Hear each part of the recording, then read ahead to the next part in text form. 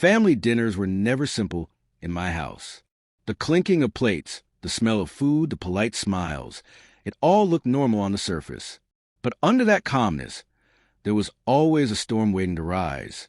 My parents had a way of turning small talks into interrogations, and every meal felt like walking on a thin rope, afraid to fall. That evening, when they called me to join them at the table, I felt something different. The air was heavier, the silence sharper. My mother's eyes darted toward me but quickly shifted away, as if she knew something I didn't. My father sat tall at the head of the table, his expression unreadable, but the tightness in his jaw told me this dinner wasn't about food. I tried to push the uneasy thoughts aside. Maybe it would just be another ordinary meal with a few harsh words I could survive. But deep inside, a strange chill whispered that something bigger was coming. Something I couldn't laugh off or hide from. I didn't know then that this dinner would break the fragile balance of our home. I didn't know their words would echo in my mind long after the plates were cleared. All I knew was that by the end of that night, my life would not be the same. The dining room of our house always carried a strange weight. It was a modest space, with a wooden table that had seen countless family meals, its surface marked with scratches from years of use. The chairs creaked whenever someone leaned back, and the light above cast a dim yellow glow, leaving shadows on the walls that made the room feel smaller than it really was. On that night, the shadows seemed to press closer, as if even the walls knew something was about to happen. My mother had prepared dinner as she always did: roasted chicken, mashed potatoes, and green beans. The smell filled the room, but instead of bringing comfort, it only added to the tension. I could feel the stiffness in the air, as though the meal itself was just a mask to cover whatever words were waiting to be spoken. My father sat in his usual place at the head of the table, upright and serious, as if he were the judge of court rather than the father of a family. His eyes barely met mine, but when they did, I felt pinned to my seat. My mother moved quietly, almost nervously, setting dishes and passing plates without saying much. There was a tremor in her hands that night I couldn't ignore. I sat across from them, forcing a small smile and pretending to be comfortable, though my heart was already restless. My fork touched the food, but my appetite was gone. The clatter of silverware was the only sound breaking the silence, each noise sharper than it should have been. Every detail of that dinner felt exaggerated. The scrape of the chair legs, the ticking clock in the hallway, the sound of my father clearing his throat. These little things pulled me deeper into a quiet dread. I didn't know what words were waiting, but I knew they weren't the kind you forget after the plates are cleared. Something was building, and I could feel it pressing down on me minute by minute as the meal went on. At first, the conversation tried to sound ordinary.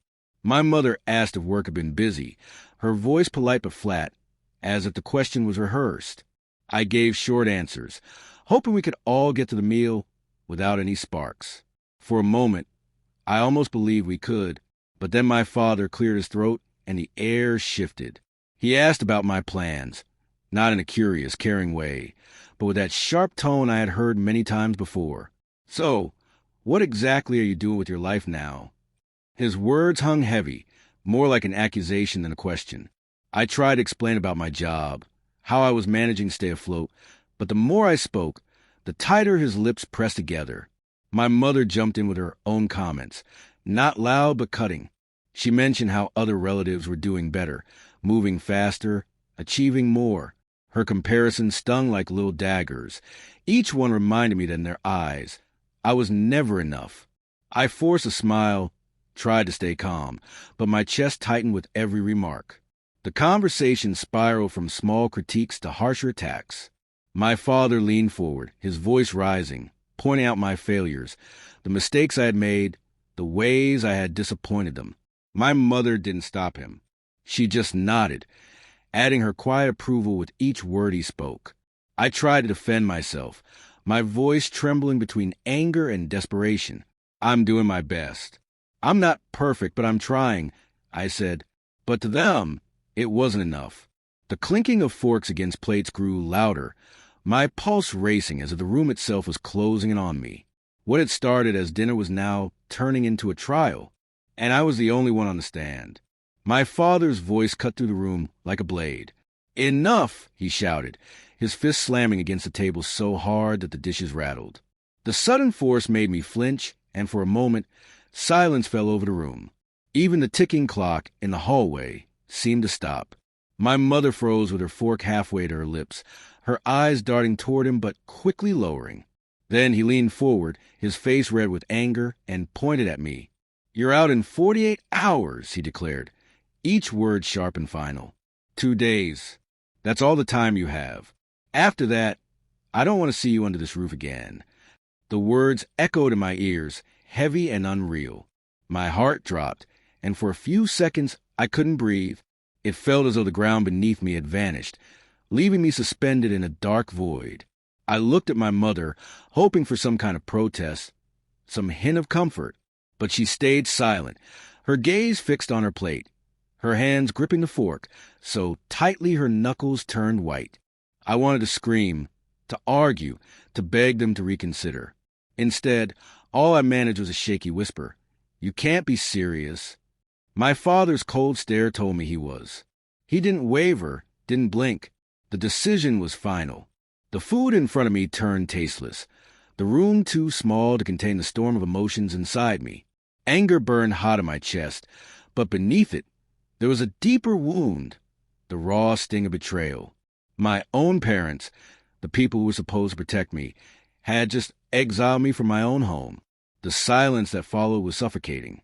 My father leaned back as if the matter was closed, while my mother swallowed hard, her eyes wet but still refusing to meet mine. I sat frozen, hearing only the pounding of my heart. The family dinner had ended, but not with full stomach or laughter. It had ended with a sentence. 48 hours, and I was gone. I left the table in silence. The words, "You're out in 48 hours," echoing in my head like a curse I couldn't escape. My legs felt heavy as I climbed the stairs, each step weighed down with anger, confusion, and hurt.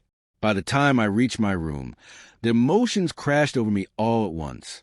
I closed the door behind me, pressed my back against it, and slid down until I was sitting on the floor.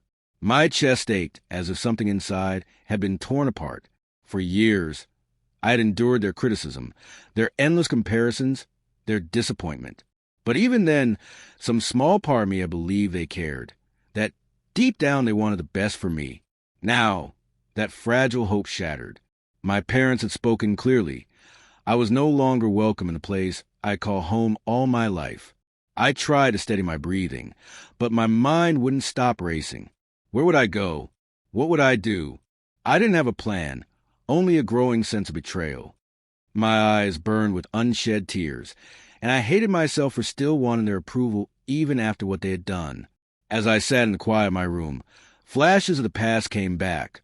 Birthdays where my father's smile never reached his eyes, late nights where my mother's sighs carried more disappointment than love, the constant feeling that I was never enough. Now, the threat to throw me out sealed those memories with bitterness. The house that had once felt like a shelter now seemed like a cage that was spitting me out. I didn't know what the next 2 days would hold, but I knew one thing. Nothing between us would ever be the same again. The hours that followed felt unreal, as if I had stepped into someone else's life. 48 hours, that was all I had. The number echoed in my mind with every tick of the clock. Each sound reminded me that time was running out, that my home was no longer mine. That night, I barely slept. I lay awake staring at the ceiling, my mind spiraling with questions. Where would I go? What would I take? What would happen to the pieces of me I couldn't carry? The ceiling seemed to press down on me, heavy with all the years I had lived under this roof, years that were now reduced to a deadline. By morning, I began to pack, pulling clothes from drawers, folding them with shaky hands, stuffing essentials into a worn suitcase. Every object I touched carried a memory. A book gifted on my birthday, a sweater I had saved with my own money, even an old toy from childhood buried at the back of the closet. Each item whispered the life I had built here, and each one reminded me that I was being forced to leave it behind. My father kept his distance, as if his words at dinner had already erased me from his world. My mother lingered in the doorway once or twice, her lips parting like she wanted to speak, but she said nothing. Her silence hurt more than any insult. It was as if she had chosen loyalty to him over love for me. Friends reached out when they heard. A couple offered couches. Another offered to help with boxes.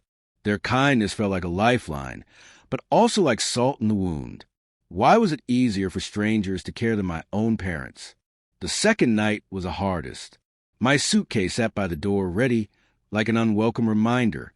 I couldn't shake the feeling that I was walking toward an ending, yet somewhere deep inside, a small spark flickered. The thought that maybe, just maybe, being thrown out wasn't the end of me, but the beginning of something I hadn't dared imagine. By the time the 48 hours were almost gone, I felt numb. I was ready to step out, not because I wanted to, but because staying meant more pain. My parents thought they were cutting me off, but what they didn't know was that they were also setting me free. The morning of my departure arrived with an eerie stillness. Sunlight filtered weakly through the curtains, casting long shadows across a room I had once called my own. My suitcase sat by the door, packed and waiting, like a silent reminder that I was no longer welcome here. I stared at it for a long time, wishing the wait inside was only clothes and not the memories I was being forced to carry with me. I dragged the suitcase down the stairs, each step echoing in the empty silence. My father was nowhere in sight. He had made his decision days ago, and I knew he had no interest in watching me leave. My mother stood in the kitchen, wiping down an already spotless counter. Her hands moved mechanically, avoiding my eyes. I paused, waiting for her to say something, anything that might soften the blow, but she stayed quiet, her silence louder than any words could have been. At the doorway, I hesitated. This house had been my world, for better or worse. Every corner held a piece of me, my laughter, my tears, my mistakes, and my growth. Walking away felt like tearing out a part of myself, but staying meant continuing to drown in their disapproval. I tightened my grip on the handle and stepped outside. The air was cooler than I expected, sharp and fresh against my skin. My chest felt heavy, but beneath the sorrow was a faint sense of release. The door clicked shut behind me, final and cold. As I walked down the path with my suitcase trailing behind, I realized I wasn't just leaving a house. I was leaving a life built on fear and judgment. And though uncertainty loomed ahead, so did the possibility of freedom. Life after leaving was nothing like I imagined. At first, it was raw survival. Crashing on a friend's couch, living out of the same suitcase I had dragged down those stairs. The nights were long, filled with doubts that gnawed at me. Had I made a mistake? Should I have begged them to let me stay? Each thought came like a wave, pulling me under. But with every sunrise, a small part of me began to see something different. The fragile outline of freedom. My friends showed me kindness I hadn't expected. One offered me a spare blanket, another cooked dinner, without asking for anything in return.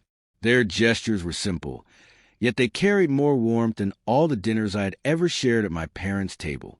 Slowly, I began to believe I wasn't as alone as I thought. Finding work became my anchor. It wasn't glamorous, just shifts at a local cafe, steaming milk and wiping tables. But it was mine. For the first time, I was earning not to meet my father's expectations, but to keep myself afloat. The paycheck, small as it was, felt like a badge of independence. Evenings were still difficult. Loneliness crept in, whispering doubts, replaying my parents' voices in my head. Yet, each time I pushed through another day, I felt stronger. I was no longer the person sitting at that dinner table, waiting for permission to exist. I was someone carving out a place in the world, one uncertain step at a time. The turning point wasn't a dramatic moment. It was quiet, almost invisible. It was in realizing I didn't need their approval to breathe. It was in the laughter I shared with friends, the pride of paying my own rent, the relief of closing my eyes at night without waiting for someone to tell me I wasn't enough. Leaving it felt like an ending, but it was becoming clear. It was really the beginning of me. Time has a way of softening even the sharpest wounds. Weeks turned into months, and though the sting of that night never fully left me, it began to change shape. The pain was still there, but it no longer controlled me. Instead, it became a reminder, a scar that told a story of survival. In the quiet of my small new space, I started to reflect. I thought about the family dinners, the criticism, the silence, and finally the words that cut me out of their home. For so long, I had believed their approval was a measure of my worth. But now, on my own, I was learning a different truth. Worth is something you carry within, not something someone else can grant or take away. There were moments when I missed them, not the arguments or the cold stares, but the idea of what parents are supposed to be. A safe place, a source of love. That grief came in waves, but it also reminded me to create that kind of safety for myself. I no longer needed their voices to define me. Looking back, I realized that being forced out was both the hardest and most freeing thing that had ever happened to me. It broke me, but it also pushed me to rebuild. And in rebuilding, I found strength I never knew I had. The family dinner that ended in disaster became the line between who I was and who I am now. And though the wound still aches sometimes, I carry it with pride, because it is proof that even when the world tells you to leave, you can still find a place to belong.